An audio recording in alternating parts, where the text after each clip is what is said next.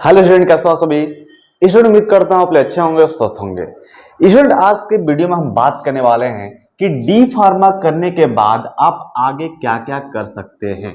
काफी ज्यादा जो स्टूडेंटों का कमेंट आ रहा था कि भैया डी फार्मा तो हमने लोगों ने कर लिया, उसके बाद हम क्या क्या कर सकते हैं, किन किन फील्डों में हम जा सकते हैं। तो भैया इस वीडियो में यही बात करेंगे हम कि आप डी फार्मा आखिर में कर लेते हैं, है ना। 2 साल की इतनी लंबी चौड़ी जो मेहनत करते हैं उसके बाद क्या फल मिलने वाला है, यानी कि किस सेक्टर में कितना जॉब है, क्या क्या हमारे लिए रास्ते खुल जाते हैं, किन किन क्षेत्रों में हम जा सकते हैं। प्रॉपर डिटेल में इस वीडियो में हम बात करने वाले हैं, तो इस वीडियो को जरूर से अंत तक जरूर देखिएगा। सबसे पहला जो ऑप्शन आप सभी के सामने खुलता है, भैया आप सभी बी फार्मा कर सकते हैं, जिसका होता है फुल फॉर्म भैया बैचलर ऑफ फार्मेसी। स्टूडेंट, आप सभी डी फार्मा करने के बाद एज अ डिप्लोमा होल्डर होते हैं, है ना। आप बैचलर नहीं होते हैं, ठीक है। तो डी फार्मा करने के बाद आप सीधे सीधे बी फार्मा कर सकते हैं, है ना। काफी ज्यादा स्टूडेंटों के मन में ये आ रहा होगा कि क्यों ना हम बी फार्मा ही डायरेक्ट कर लेते। डी फार्मा क्या होता है ना, डी फार्मा हिंदी और इंग्लिश दोनों में ही पढ़ाया जाता है, और जो बी फार्मा होता है ओनली इंग्लिश में होती है भैया, ओनली इंग्लिश में, ठीक है। एग्जामिनेशन भी आप इंग्लिश में देते हैं, ठीक है। अब बात कर लेते हैं, ये आपका 3 साल का कोर्स होता है, तो 4 साल का। लेकिन डी फार्मा करने के बाद अगर आप बी फार्मा करने जाएंगे ना, तो आपको लेटरल एंट्री लेंगे और आपको 3 साल में ही आपका बी फार्मा कंप्लीट हो जाएगा, ठीक है। दूसरी जो बात करते हैं, दूसरा फील्ड जो आपके लिए आता है भैया, वह आता है गवर्नमेंट फार्मासिस्ट की तैयारी कर सकते हैं। अभी देखिए कुछ दिनों पहले ही रेलवे फार्मासिस्ट की वैकेंसी आई थी, काफी ज्यादा जो स्टूडेंट थे जिनका रजिस्ट्रेशन हो गया था वो लोगों ने एग्जाम दिया।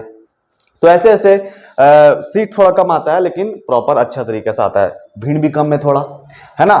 तो यहाँ पे किस किन क्षेत्रों में कर सकते हैं भैया, अप्लाई कर सकते हैं गवर्नमेंट फार्मासिस्ट में, जैसे कि रेलवे आता है, आर्मी भी अपना फार्मासिस्ट की वैकेंसी निकालती है, एम्स भी आते हैं, है ना। एम्स में बहुत अच्छी खासी सैलरी मिलती है आप सभी को, सेंट्रल लेवल की होती है। उसके बाद आप ESIC में भी वैकेंसी निकलती है, यहां भी आप अप्लाई कर सकते हैं एज अ फार्मासिस्ट के तौर पे। तीसरा नंबर बात करते हैं, है ना जी, जो बच्चे पढ़ना चाहते हैं उनके लिए तो आगे बी फार्मा कर सकते हैं, या फिर आप कर सकते हैं गवर्नमेंट फार्मासिस्ट की तैयारी कर सकते हैं, ठीक है। जो बच्चे आगे पढ़ना चाहते हैं उनके लिए। अब जो पढ़ना नहीं चाहते हैं, क्या करना चाहते हैं, अपना बिजनेस करना चाहते हैं, है ना, पैसा कमाना चाहते हैं, सीधी सी बात है, तो आप क्या कर सकते हैं भैया, मेडिकल स्टोर खोल सकते हैं, ओपन कर सकते हैं। कम टाइम में 2 साल के समय में आप अच्छा खासा अपने बिजनेस रन कर सकते हैं, है ना। एक लाइसेंस के द्वारा डी फार्मा के बाद एक आपको रिटेल का लाइसेंस मिलता है, होलसेल का नहीं, रिटेल का, ठीक है। आप रिटेल का लेकर अपना जो कि कर सकते हैं, रिटेल में, है ना, अपना दवा वगैरह बेच सकते हैं। लेकिन यहां पे बात आती है मैन्युफैक्चरिंग की, आप मैन्युफैक्चरिंग नहीं कर सकते हो, है ना। मैन्युफैक्चरिंग कौन करेगा भैया, बी फार्मा वाला करेगा। बी फार्मा वाला मैन्युफैक्चरिंग प्लांट भी डाल सकता है, क्योंकि बी फार्मा में पढ़ाया ही जाता है कि आप कैसे दवा को बनाएंगे। और डी फार्मा क्या पढ़ाया जाता है, नॉर्मल डिप्लोमा कोर्स है, तो आपको लाइसेंस मिल जाता है, आप दवा को सेल कर सकते हैं। चौथा जो पॉइंट आता है स्टूडेंट आप सभी के सामने, वह होता है फार्मा इंडस्ट्री में आप जॉब कर सकते हो। Pharma industry as a India की सबसे मोस्ट पॉपुलर इंडस्ट्री होती है, वहां पर ग्रोथ बहुत ज्यादा होता जा रहा है समय को देखते हुए। तो आप किस पोस्ट पे जा सकते हो, असिस्टेंट ऑपरेटर पे काम कर सकते हो। शुरुआत में तो आपको मान लीजिए 15,000 से सैलरी से शुरुआत होगी, लेकिन यहाँ पे 1-1 लाख भी लोग कमा रहे हैं, यहाँ तक कि 2-2 लाख भी कमा रहे हैं पर मंथ का फार्मा इंडस्ट्री में। लेकिन एक्सपीरियंस होना चाहिए। 2 से 3 साल आपको दिक्कत आएगी, लेकिन 2 से 3 साल जैसे आए आपका एक्सपीरियंस होगा ना, उसके बाद सैलरी आपकी बूम करेगी, समझे। तो ये आपका फार्मा इंडस्ट्री में अभी आप जॉब कर सकते हो, ठीक है। उसके बाद जो आपका 5वां पॉइंट है स्टूडेंट, 5वां पॉइंट है ना, वो क्या कर सकते हो, डी फार्मा कॉलेज में as a lab technician job कर सकते हो, बच्चों को लैब करा सकते हो, है ना। टीचर तो नहीं, लेकिन एक असिस्टेंट टीचर बोल सकते हो, ठीक है। लैब टेक्नीशियन में आप क्या क्या करना होता है, लैब के बारे में समझाना होता है, लैब कराना होता है, सारे केमिकल्स को, है ना, सुचारू रूप से रखना होता है, वो सारी जो काम होती है ना, as a D pharma holder होता है लैब टेक्नीशियन। हर डिप्लोमा कॉलेज में ये 2 या 3 आपके लैब टेक्नीशियन होते हैं, ठीक है। तो एज आप वहां भी काम कर सकते हो अगर आपके आसपास में कॉलेज है ना, वहां पर जाकर, ठीक है। ये चीजें आपको नहीं पता होगी, आपको हम बताते हैं, एज अ नॉन फैकल्टी काम होता है, ठीक है, ठीक है। छठवां जो पॉइंट होता है स्टूडेंट आप सभी के लिए, वह होता है ड्रग डिस्ट्रीब्यूशन का काम कर सकते हो आप, ठीक है।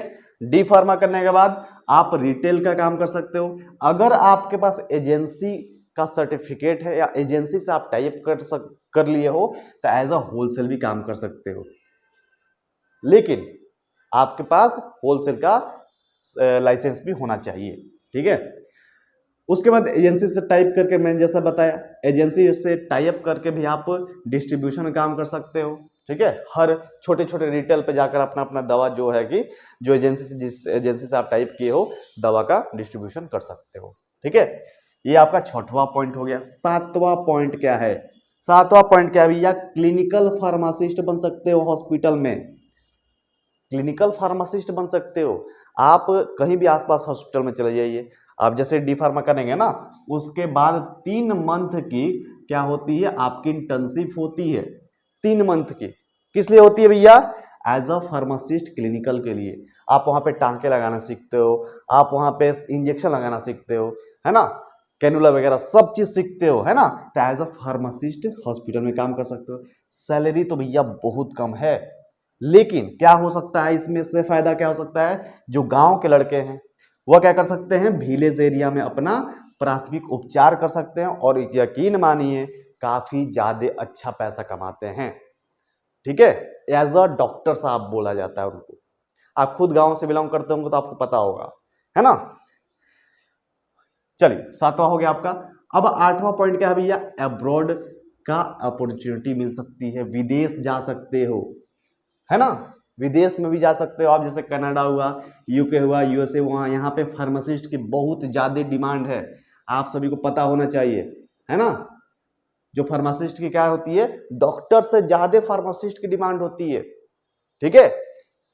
नेक्स्ट जो 9वां पॉइंट है, क्या है भैया, यह है क्या, आपकी जो जॉब लाइफ है, अगर आप डी फार्मा कर लेते हो, कोई सा भी इसमें से अगर आप सेक्शन चूज कर सकते हो, यहाँ पे लगभग मैंने आपको 8 तरीके बताए, ये सारे के सारे स्टेबल हैं, कभी बंद नहीं होंगे, है ना। उसके बाद इस पे रिस्पेक्ट है, डॉक्टर साहब कहलाएंगे, फार्मासिस्ट साहब कहलाएंगे, यहाँ पे रिस्पेक्ट भी है और स्टेबल भी है। और जिंदगी में क्या चाहिए, स्टेबल चाहिए, कोई अच्छे से नौकरी हो, अच्छा सा इनकम सोर्स हो, है इसमें, रिस्पेक्ट हो, बिल्कुल है, ठीक है। चाहे आप गवर्नमेंट में हो, चाहे आप प्राइवेट में हो, चाहे आप अपना बिजनेस ही क्यों ना कर रहे हो, एज अ ड्रग, ठीक है, मैन्युफैक्चरिंग का, माफ कीजिएगा, रिटेल का। तो ये तीनों के तीनों में ही आपके स्टेबल भी है और आपका रिस्पेक्ट भी है, दोनों चीजें। तो स्टूडेंट, उम्मीद करता हूं ये सारे सेक्शन आपको सभी को समझ में आए होंगे।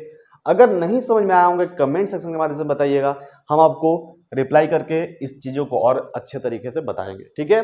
तो अगर आपको वीडियो अच्छी लगी हो तो एक लाइक जरूर कर दीजिएगा, वीडियो को शेयर कर दीजिएगा अपने मित्रों में। चलिए, मिलता है आप सभी से अगले सेशन में, तब तक अपना ख्याल रखिए। जय हिंद, जय भारत।